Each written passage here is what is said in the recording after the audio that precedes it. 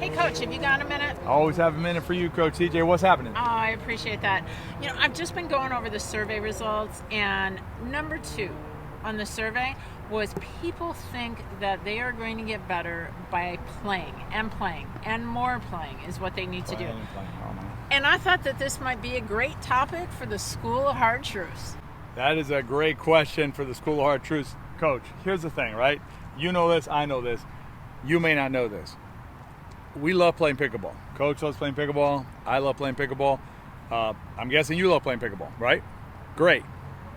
But if you want to improve as a pickleball player, and particularly your mechanical part of your game, how you're hitting the balls, just going out on the court and playing is not going to work, right, Coach?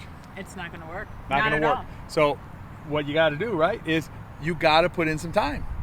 You know, I got some balls here. I got a paddle. I don't even need a partner. I mean, Coach is here. She'd help me out. All I got to do is, you know what?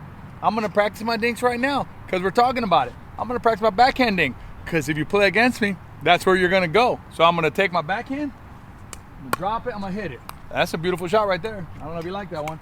Oh, that one looked pretty good too, right? I come out here, hit what? 20 balls, 30 balls, pick them up, do it again. And if you're doing it, use this thing that we're filming on. This camera you got in your phone. Set it up against the fence or something like that, and film it, and check it out. So if you want to get better at pickleball, especially the mechanical part of pickleball, it's not about playing. You need to get out on the courts and do some practice.